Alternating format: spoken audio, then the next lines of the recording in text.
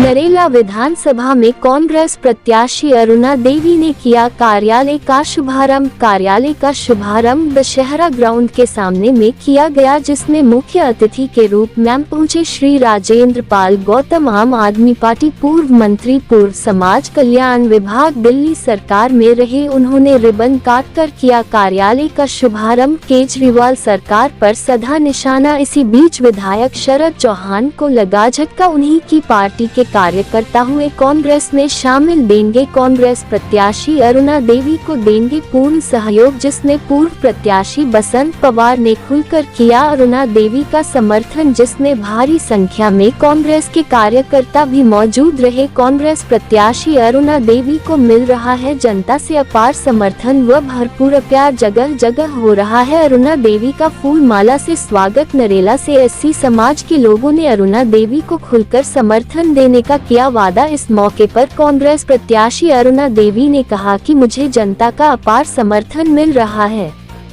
मेरी पहली प्राथमिकता होगी क्षेत्र की जनता की बुनियादी समस्या का समाधान करना एवं बिजली, पानी और सड़क जैसी छोटी समस्या को दूर करना। जी, आप आम आदमी पार्टी को छोड़कर कांग्रेस में शामिल हो रहे हैं, क्या कारण रहा सर? बेसिकली लड़ाई विचारधारा की है। आम आदमी पार्टी जिन 3 बातों को कह के बनी थी, जिसमें पहला था लोकपाल और दूसरा था भ्रष्टाचार को ख़त्म करना और तीसरा था काला धन वापस लाने के लिए लड़ाई लड़ी। आज आम आदमी पार्टी तीनों चीज़ों को छोड़ चुके, तीनों मुद्दों पर बोलना बंद कर दिया और उल्टे भ्रष्टाचार के आरोप में बड़े नेता जेल गए। दूसरी बात काला, ये तो 3 मुद्दे तो हैं ही, इसके साथ साथ सबसे ज़्यादा वो जोर देते थे कि ठेकेदारी प्रथा को ख़त्म करेंगे, कच्चे कर्मचारियों को पक्का करेंगे। तो उस पर पूरी तरीके से जो बोलते थे उसके उलट हो रहा है।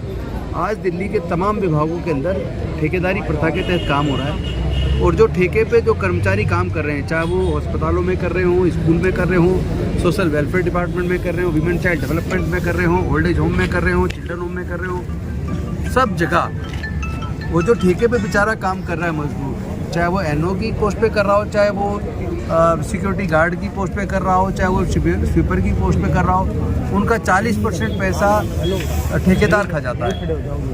और अरविंद केजरीवाल जी का एक भाषण है छत्रसाल स्टेडियम में 15 अगस्त को, जिसमें उनका आधा भाषण इस चीज़ पे था कि मैं ठेकेदारी प्रथा ख़त्म करूँगा और कच्चे कर्मचारियों को पक्का करूँगा। तो ख़त्म तो करना दूर की बात है, प्रस्ताव तक विधानसभा में लाके पास नहीं कर पाए। और इसके साथ साथ जो हमारे एजुकेशन की बात कर रहे हैं अरविंद केजरीवाल, निश्चित तौर पर क्लासरूम्स बनाए हैं, 35 के आसपास स्कूल बनाए हैं, लेकिन आप ये देखिए कि कैसा ये एजुकेशन का मॉडल है, जिसमें 2023-24 के सत्र में 9th क्लास में 1,01,331 बच्चे फेल हुए हैं और 11th क्लास के अंदर 51,914 बच्चे फेल हुए हैं। तो इतना सारा बजट लगा के क्या केवल क्लासरूम बनाए या आपने क्वालिटी ऑफ एजुकेशन को सुधारा है? और इससे बड़ी बात जिससे मेरे मन को तकलीफ पहुंची, एक तो उन्होंने शेड्यूल कास्ट कमीशन बनाने का जो बिल मैंने बनाया था वो 5 साल से अपने पास लिए बैठे रहे, लेकिन आज तक भी उसको पास नहीं किया।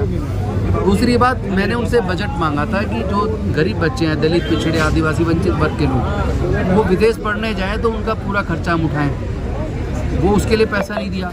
तीसरी बात, जो दिल्ली सरकार के हमारे अपने कॉलेज हैं, जैसे नेशनल लॉ यूनिवर्सिटी द्वारका या आपका शाहबाद डेयरी के अंदर DTU Delhi technological university, Netaji Subhash university of technology, IP university, doctor Ambedkar university, triple ID, आपको जान के ताजुब होगा, उसमें चाहे कोई शेड्यूल्ड कास्ट हो चाहे जनरल कैटेगरी हो, आप ये मानिए एक scheduled caste, scheduled tribe, OBC minority में 99% और जनरल कैटेगरी में 75%, वहाँ की पढ़ाई का खर्च नहीं उठा सकते। ट्रिपल IT दिल्ली के अंदर इंजीनियरिंग की 4 साल की डिग्री है, फर्स्ट ईयर की कोर्स की फीस है 4.5 लाख, सेकेंड ईयर की कोर्स की फीस है 4,75,000, थर्ड ईयर की कोर्स की फीस है 5 लाख और फाइनल ईयर की फीस है 5,30,000। इससे अलग हॉस्टल का खर्चा, किताबों का खर्चा, ट्रांसपोर्ट का खर्चा, सारे खर्चे जोड़ लें तो एक इंजीनियरिंग की डिग्री दिल्ली सरकार के कॉलेज से करने के लिए 25 लाख रुपया चाहिए। NSUT से DTU से वहाँ पे लगभग 2.5 लाख रुपये 1 साल की फ़ीस है और अगले साल सेकेंड ईयर में वही फीस बढ़ के 2,70,000, फाइनल ईयर में जाके वो 2,80,000 90,000। तो मैं पूछना चाहता हूँ, इधर जो द्वारका के अंदर नेशनल लॉ यूनिवर्सिटी है, वहाँ 1 साल की फीस 3.5 लाख है, तो 5 साल की डिग्री है, कम से कम 20 लाख चाहिए लॉ की डिग्री करने के लिए NLU से। तो मेरा जो दुख है वो इस बात को लेकर है कि दिल्ली सरकार के जो अपने कॉलेज हैं, जो हायर एजुकेशन है, तो हायर एजुकेशन का फीस इतनी ज़्यादा है। क्या आपने हायर एजुकेशन को, अरविंद जी, आपने इंडस्ट्री में तब्दील कर दिया है?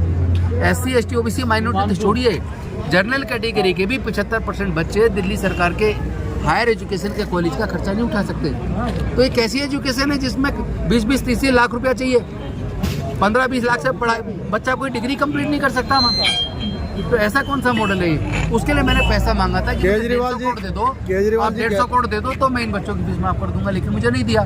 तो मुझे फिर लगा कि अरविंद केजरीवाल जी जो बोलते हैं उसको उलट करते हैं, और वो न्याय के पक्ष में नहीं है, सामाजिक न्याय के पक्ष में नहीं है, हायर एजुकेशन की गरीब बच्चों की फीस देने को तैयार नहीं है। तो फिर मैंने कहा फिर ऐसे लोगों के साथ जिसकी कोई विचारधारा ना हो, जो बिना विचार के और पूरी मनवादी सोच है, अन्यायकारी सोच है, दमनकारी सोच है, जिसमें अब तक 13 राज्यसभा सांसद भेजे, SC ST माइनॉरिटी के वोट से सत्ता पाई, 3 सांसद पहले राज्यसभा दिल्ली से भेजे, 7 फिर पंजाब से भेजे, फिर 3 दिल्ली से भेजे, टोटल अब तक 13 विधायक भेजे, 13 सांसद राज्यसभा में, लेकिन 13 में एक भी ना SC ना ST ना OBC ना माइनॉरिटी। तो सामाजिक न्याय तो करो। हम ये नहीं कह रहे कि आप केवल उनको दो, पर एक तो कम से कम उनको भी बना देते जिनकी वोट से आपने सत्ता पाई है। जो उन पर आरोप लगे हैं, क्या वो सत्य आरोप हैं? अगर ये आरोप झूठे पाए जाएंगे तो मैं हमेशा के लिए राजनीति छोड़ दूंगा। सर, चुनाव का दौर है, अभी बहुत घोषणाएं अभी और कर रहे हैं, इसके बारे में आपका क्या कहना है? मैं ये पूछ रहा हूँ, 10 साल से CM है ना जी, तो जो घोषणा आज कर रहे हैं पहले क्यों नहीं लागू कर दी जब हाथ में पावर थी? जी। एक्चुअली वो डर चुके हैं, वो बेहद डरे हुए व्यक्ति हैं। उनको लग रहा है कि हाथ से सत्ता चलेगी तो सीचमहल चला जाएगा, गाड़ी बंगला ये सब छिन जाएगा, सारी सुविधाएं चली जाएंगी, और वो सुविधा के आदी हो चुके हैं, इसलिए बिना सुविधा के साथ जिंदा ना रह पाए, इसीलिए रोज नई घोषणा हो रही है। अब एक चीज देखिए, उन्होंने कल एक घोषणा की कि मैं धोबी समाज के लिए वेलफेयर बोर्ड बनाऊंगा। भाई मैं एक बात पूछ रहा हूँ, आप इसी तरह आपने घोषणा की थी पिछले चुनाव में कि आप जितने भी ये नाई है, नाई समाज के लिए केस कला बोर्ड बनाएंगे, और केस कला बोर्ड का वो प्रपोजल कैबिनेट के लिए मैंने खुद बनाया एक मंत्री रहते हुए, बाद में वो पास भी हुआ, लेकिन आज तक आप उस बोर्ड को तो नहीं बना पाए। दिल्ली में schedule caste welfare board already है, लेकिन आपने 2-2.5 साल से उस बोर्ड को बंद कर दिया, उसमें कोई दोबारा से गठन ही नहीं किया।